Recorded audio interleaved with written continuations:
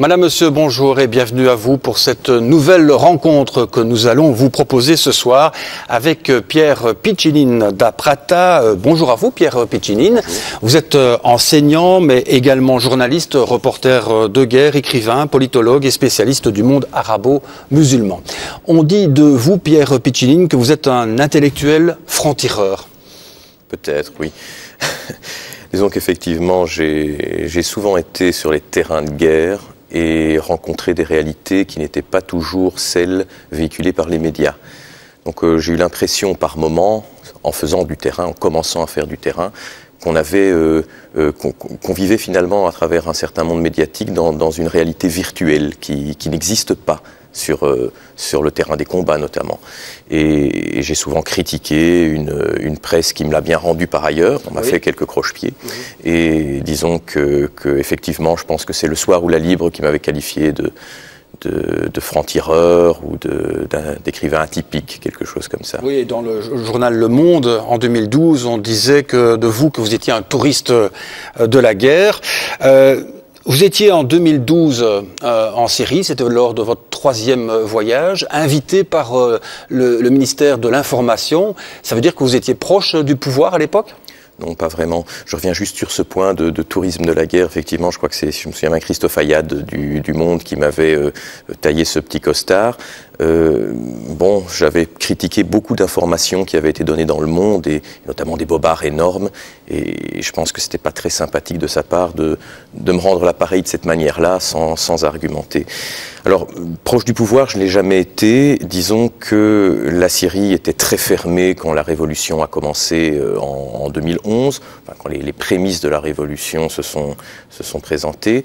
Et je me suis lancé dans l'idée de me rendre sur le terrain en tentant ma chance auprès de l'ambassade de Syrie à Bruxelles pour l'obtention d'un visa, ce qui n'a pas été difficile du tout, sans avoir de contact particulier dans le régime. Sur le terrain, j'ai fait plusieurs reportages, j'ai publié notamment quelques articles pour La Libre Belgique, et il s'est avéré que la version des choses que je donnais, qui collait plus à la réalité, qui était assez éloignée de cette idée d'une révolution massive, d'un pays à feu et à sang tel que le présentait le courant mainstream médiatique, m'a peut-être valu une certaine sympathie de la part du régime, qui m'a ensuite invité. Et puis pour le 3e voyage, là, je n'avais plus reçu de visa. On m'avait pas dit non à l'ambassade de Syrie à Bruxelles, mais on ne m'avait pas dit oui non plus. Il fallait que j'attende. La situation se dégradait un petit peu. Par un ami qui travaille dans une ONG au Liban, qui m'a expliqué qu'il était assez facile de traverser la frontière par un poste frontière secondaire. J'ai eu quelques informations et j'ai pu alors, pour ce 3e voyage, passer la frontière légalement, obtenir un visa. Mais au bout de quelques jours, je me suis fait arrêter. Oui, et torturé pendant quoi, une semaine. Votre vision par rapport au président actuel de Syrie, elle a changé? C'est quoi? Aujourd'hui, on le considère comme le diable. Je vous remercie de me donner l'occasion d'en parler. Quand je suis revenu de ce 3e voyage, après effectivement avoir été torturé durant une nuit à Homs et puis transféré pendant une semaine dans différentes prisons à Damas, j'ai raconté dans un grand reportage qui a été traduit dans plusieurs langues, publié dans plusieurs pays, et notamment dans le journal Le Monde, le calvaire que j'avais vécu moi-même dans ces prisons et la grande désespérance que j'y avais rencontrée personnellement, mais aussi et surtout les tortures beaucoup plus violentes qui avaient été administrées aux co-détenus, aux Syriens arrêtés par le régime qui se trouvaient avec moi dans ces cellules. Et on a dit, voilà, Piccininin qui avait défendu le régime, qui avait expliqué que c'était pas une grande révolution, comme on le disait dans nos médias. Maintenant, le voilà qui change d'avis et qui s'attaque au régime. Bon, je pense que c'est une lecture qui est totalement incorrecte. Et puis, c'est le bon vieux principe du telling story journalistique, on a une bonne histoire à raconter. En plus là, bon, Saint-Paul sur les chemins de Damas, voilà, il voit clair comme Saint-Paul. On avait tous les titres racoleurs possibles et imaginables. Non, je n'ai jamais changé d'avis sur le régime. Simplement, je racontais 2 situations différentes. Et effectivement, la révolution a mis un certain temps pour commencer en Syrie. Elle a commencé en mars 2011, mais c'était essentiellement des manifestations, des petites manifestations. Une grande partie de la population était assez indécise. une partie de la population non négligeable soutenait le président, pas le régime, mais le jeune président Bachar al-Assad en espérant qu'il allait changer le pays. Il en avait fait la promesse d'ailleurs, qu'il n'a pas tenue. Et ce n'est que par la suite que la révolution a vraiment commencé. Et le grand tournant, c'est mai 2012, l'époque de mon 3e voyage, juste après les élections du 7 mai, qui ont été assez négligées par les observateurs. Mais le 7 mai 2012, c'était la date des élections annoncées par le président, des élections libres, qui allaient tout changer pour le pays. Et en fait, dès les dernières semaines d'avril, on savait déjà que ces élections n'étaient pas libres. La véritable opposition avait été déclarée agent du terrorisme, inéligible, n'avait pas pu se présenter sur ces listes. Et ce 7 mai 2012, il n'y avait presque personne dans les bureaux de vote. Les bureaux de vote étaient quasiment vides. Même le régime a annoncé un petit 50%, un peu plus de participation. On n'était plus dans les participations staliniennes à 90 et des pourcents. Et donc, à ce moment-là, la révolution avait vraiment commencé. Quand je suis entré en Syrie, un petit peu après, aux alentours du 15 mai 2012, la révolution avait vraiment démarré. Et c'est probablement pour ça que j'ai été arrêté, parce que j'allais de ville en ville, assez librement, encore une fois. Mais à un moment, on m'a repéré. Et je rencontrais systématiquement les rebelles à Homs, à Talbiché, à Rastan, et c'est à Talkalak, dans un petit village près de la frontière libanaise, qu'on m'est tombé dessus, on m'a demandé ce que je faisais là. J'ai voulu entrer dans le village qui était tenu par la rébellion. On me l'a accordé, mais 2 heures après, j'étais arrêté, transféré dans les cellules des services secrets de Homs. Alors tout cela, Pierre Piccinin, ne vous a pas empêché de retourner plusieurs fois en Syrie, et puis finalement, lors de votre 8e voyage, vous êtes de nouveau arrêté, et là c'est 152 jours, vous êtes pris en otage par les djihadistes. Oui, c'était... D'où le livre que vous avez sorti, Le pays du mal, otage du djihad. Oui, avec Domenico Quirico qui m'accompagnait, qui était journaliste, qui est toujours d'ailleurs journaliste, grand reporter à la Stampa. Effectivement, c'était le 8 avril 2013. Nous étions entrés par la frontière libanaise, cette fois-ci de manière tout à fait illégale par rapport au gouvernement de Bachar al-Assad. C'était pas la première fois, hein. J'avais déjà fait plusieurs reportages, notamment 2 semaines de reportage à Alep pour le journal Le Soir. Et là, on entrait avec l'armée libre, donc de manière tout à fait illégale, soit par le Liban, soit par la Turquie. Donc j'étais toujours accompagné d'une katiba, d'une brigade de l'armée libre, et nous devions nous rendre dans la banlieue de Damas auprès d'un chef militaire de la rébellion que je connaissais personnellement et qui pouvait nous garantir la sécurité et avec lequel nous devions entrer dans Damas, puisque à ce moment-là la rébellion progressait à l'intérieur de Damas. Mais comme les routes qui devaient nous mener étaient en partie sous le contrôle du régime et pour les pistes parallèles contrôlées à ce moment-là pendant plusieurs jours par des hélicoptères de combat. On était en stand-by à Kara, qui est une petite ville du gouvernorat de Damas.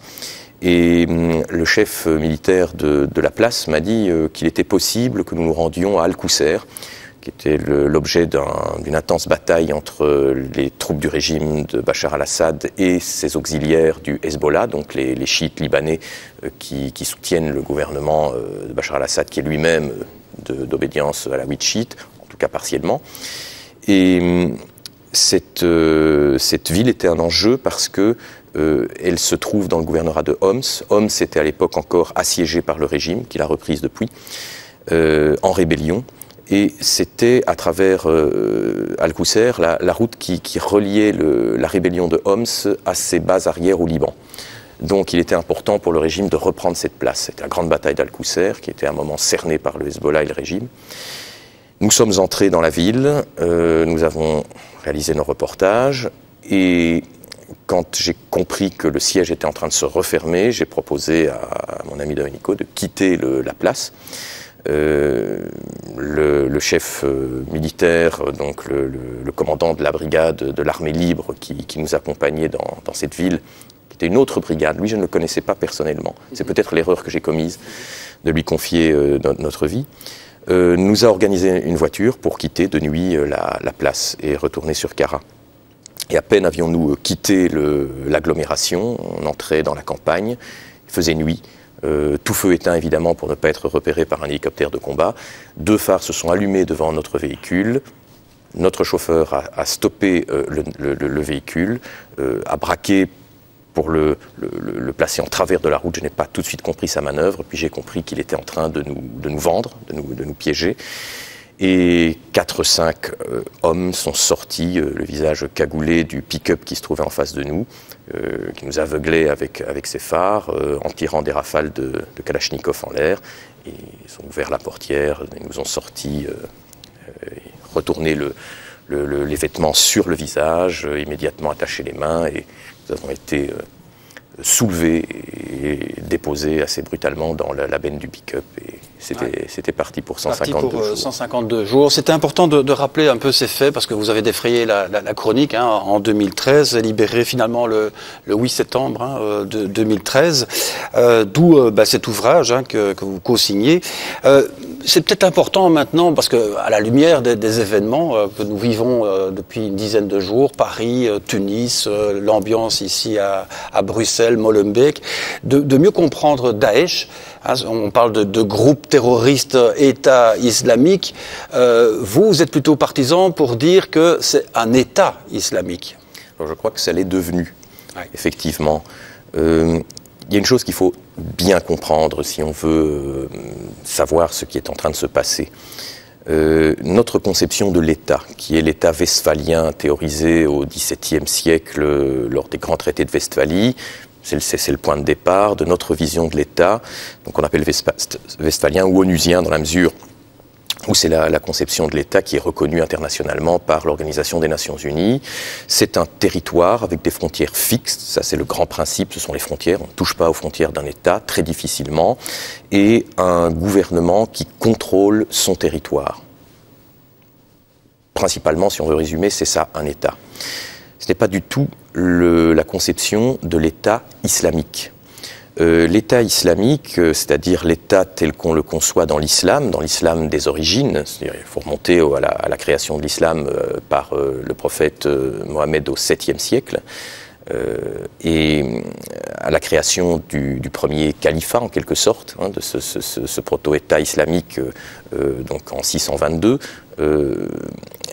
c'est un État qui existe à travers sa population, et une population qui est musulmane. Donc, dans l'État islamique, et c'est le principe de l'islam, qui est éminemment politique, on ne peut pas dissocier la religion, la prophétie et le politique lui-même, l'État. Donc, sont citoyens de l'État islamique les croyants, qui constituent ce qu'on appelle en arabe l'Oumma, c'est-à-dire la communauté des croyants, et que vous soyez présent en Belgique, aux États-Unis, en France ou dans l'État islamique tel qu'il existe territorialement maintenant en Syrie et en Irak, vous êtes dans l'État islamique. Parce que l'État islamique, c'est un ensemble de personnes, où qu'ils soient dans le monde, qui se réclament de cette idée de l'islam politique, de l'islam des origines, et qui constituent cette communauté des croyants. Donc l'État islamique, comme me le disait un des partisans de l'État islamique que j'ai rencontré à Paris, dans un autre reportage, lors d'un autre reportage, l'État islamique, il est ici, il est parmi nous, il est là où se trouvent ces personnes qui se revendiquent de cet État. Ce n'est pas un État qui a des frontières, et cet État islamique a une vocation universelle, puisque il est la conséquence de l'enseignement du prophète, qui demande aux croyants, qui demande à ses successeurs, qui seront les califes, qui commanderont les croyants, qui demande à ses compagnons de partir porter l'islam dans le monde entier par le djihad. Le djihad qui est d'abord un travail sur soi-même, de recherche de Dieu et d'apprentissage de l'islam, et ensuite qui est un travail sur les autres. D'abord un travail par le prêche pour les amener à l'islam, mais s'il y a une résistance par rapport à la parole, le combat armé peut prendre la suite du prêche. Donc c'est une lecture finalement rigoureuse de l'islam, du Coran. On retourne aux sources, mais donc c'est vraiment quelque chose qui est fermé tout en étant expansionniste. Voilà, quand vous dites rigoureuse, une lecture rigoureuse, on peut dire littérale aussi, certains disent radicale. Je n'aime pas beaucoup ces expressions. à partir de cet islam originel que les partisans de l'État islamique qualifient d'islam authentique, que les salafistes, les salafs, ce sont les compagnons du prophète. Ceux qu'on appelle les musulmans salafistes, c'est ceux qui veulent vraiment retourner au comportement qui était celui des compagnons du prophète, de ceux qui ont entouré le prophète à l'origine de l'islam. Et donc, eux considèrent que c'est l'islam authentique. Ensuite, tout au long de l'histoire, de ces siècles d'histoire de l'islam, il y a des courants qui se sont créés. 4 grandes écoles qui vont de la plus radicale, utilisons le vocable que nous utilisons en Occident, qui est l'école wahhabite, enfin qui est devenue aujourd'hui l'école wahhabite, ce qu'on trouve en Arabie Saoudite, donc un islam, oui, très strict, très rigoureux, à une école qu'on va retrouver à l'Andalous, Cordoue, Grenade, dans les califats d'Espagne, qui est une école beaucoup plus libérale, où on peut interpréter parfois de manière extrême les textes pour se soustraire à de nombreuses obligations. Parce que l'islam, c'est pas comme le christianisme. Ce n'est pas un livre avec des idées qui sont lancées et des comportements qui doivent en découler. L'islam, c'est un ensemble de règles très précises. Il n'y a pas à interpréter. Dieu, dans l'islam authentique, Dieu donne au prophète une série de règles et d'enseignements directement, et voilà, les règles sont là. Mais si je vous lis, si je vous comprends bien, c'est que finalement on est dans un choc des civilisations. Il est impossible de travailler, de coopérer avec Daesh, parce qu'on est vraiment sur deux plans différents. Juste pour finir mon idée, donc très rapidement, ce qui se passe au cours des siècles, c'est que des écoles se créent en fonction de la division de l'Empire arabe, qui s'était créé à partir des conquêtes du prophète, lancées déjà par le prophète au 7e siècle. Ce vaste empire qui va de la frontière des Indes, des royaumes indiens, jusqu'en Espagne. Bon, tout le monde connaît Charles Martel, 732, Poitiers, les Francs qui ont repoussé les tentatives d'invasion arabe sur la France actuelle. Et cet empire va se disloquer et on va avoir différentes écoles. C'est-à-dire que ce que reprochent les salafistes, les islamistes radicaux, appelons-les comme ça par commodité, à l'islam de France par exemple, et aux différents courants de l'islam actuel, c'est que pour des raisons politiques, pour des raisons économiques, pour des raisons sociales, les oulémas, les savants, les docteurs de l'islam ont mésinterpréter les textes, ont trituré les textes pour transformer l'islam en fonction des besoins des dirigeants du moment. Et eux donc veulent revenir vraiment à ce qui est la base de l'islam. En quelque sorte, on ne peut pas leur donner tort sur ce point. Alors oui, il y a une forme de choc de civilisation. J'étais très hostile à cette expression jusqu'il y a quelques années encore, mais il est clair qu'on a 2 visions de l'État, comme je l'ai dit, et plus largement 2 visions du monde. Ce sont des gens... Faut pas, je l'ai écrit dans certains reportages pour les avoir rencontrés, et rencontrés aussi en Syrie. Ces gens ne sont pas des paumés, des pauvres types qui partent là endoctrinés par on ne sait qui, embrigadés. Les gens qui supportent chez nous, sans être des djihadistes, l'idée de l'État islamique ne sont pas des gens qui ne connaissent pas l'islam, qui ne sont pas au courant d'eux. Non, ce sont des universitaires parfois, ce sont des gens qui ont un bagage intellectuel, qui connaissent très bien l'islam, qui étudient l'islam, et des gens qui font le choix, à un certain moment, en tant que musulmans, d'origine arabe, pour la plupart, mais ce n'est pas uniquement des gens d'origine arabe, qui font le choix de cet État islamique, de cette religion, qui n'est pas une religion démocratique, contrairement au christianisme, et qui décident que, finalement, pour eux, leur idéal se trouvera là, et pas dans les valeurs occidentales de démocratie, de laïcité, d'ouverture, de relativisme aussi, qui ne sont pas celles de l'islam et qui ne sont pas des valeurs universelles, contrairement à ce que nous pourrions croire.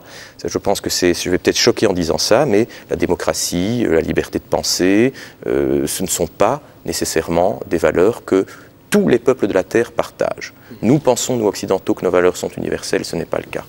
Alors, je parlais justement du choc des civilisations. Quelles sont aujourd'hui vos inquiétudes par rapport à ce qui se passe, par rapport à l'actualité? On voit que le danger, il vient de chez nous, de l'intérieur.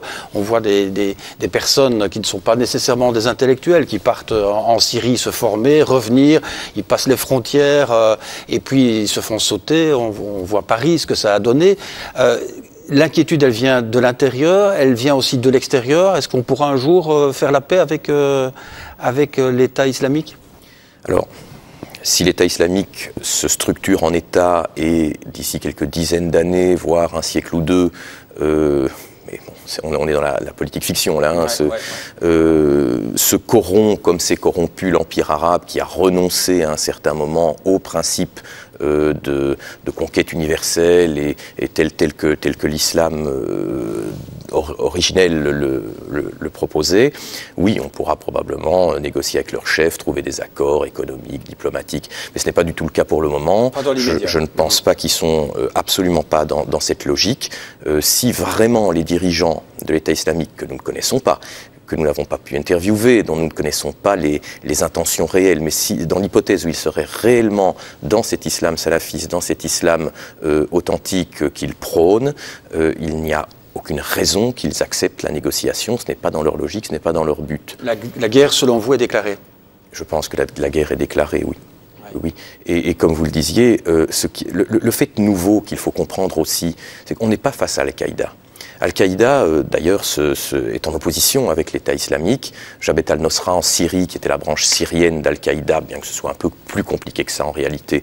Je suis allé quelques fois au front en accompagnant, en tant que reporter, bien sûr, hein,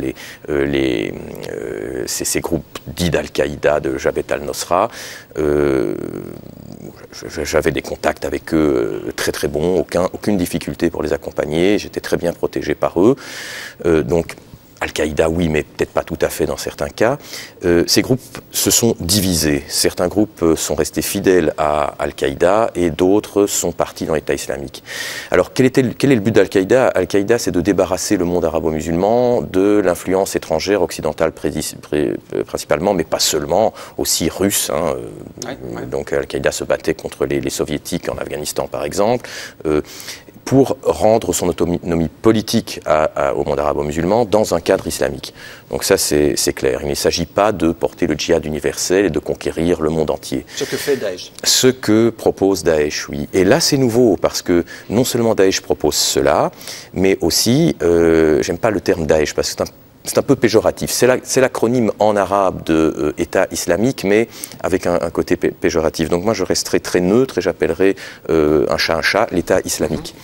L'État islamique, donc lui, ce qu'il a de nouveau, c'est qu'il a recréé le califat. C'est qu'on a à nouveau un calife, c'est-à-dire un successeur au prophète, commandeur des croyants pour le monde entier, qui appelle les musulmans du monde entier à venir aider la création, le développement, l'expansion du califat. Certains musulmans n'y adhèrent pas du tout, mais c'est à chaque musulman de se positionner. Est-ce que ce calife est un faux calife? Est-ce que c'est un imposteur? Ou est-ce que c'est l'envoyé de Dieu, le successeur du prophète? Et là, évidemment... Faut-il tuer tout le monde C'est ça la question aussi. Hein. Voilà. Peut-on tuer? Est-ce que finalement on autorise à tuer? Alors pas dans notre société. Ouais. Bien, en tout cas, on n'a pas fait le tour, ça passe vite. Je rappelle quand même que vous êtes le rédacteur en chef du Courrier du Maghreb et de l'Orient. C'est une version électronique hein, sur Internet. Que vous avez écrit plusieurs ouvrages. Le dernier, on l'a dit, c'est le pays du mal, otage du djihad. Il y en a d'autres. On vous renvoie à votre site Internet. Et bien évidemment, Pierre Piccinin, merci beaucoup d'avoir accepté notre invitation. Encore un tout dernier mot. Vous êtes inquiet, confiant dans l'avenir? Je pense que, vous l'avez dit, la guerre déclarée, des cellules dormantes, il y en a certainement encore en Belgique, en France, ailleurs, et je crois que des attentats, nous en aurons encore. Merci beaucoup, Pierre Piccinin. Excellente soirée. Merci de nous avoir suivis. Au revoir.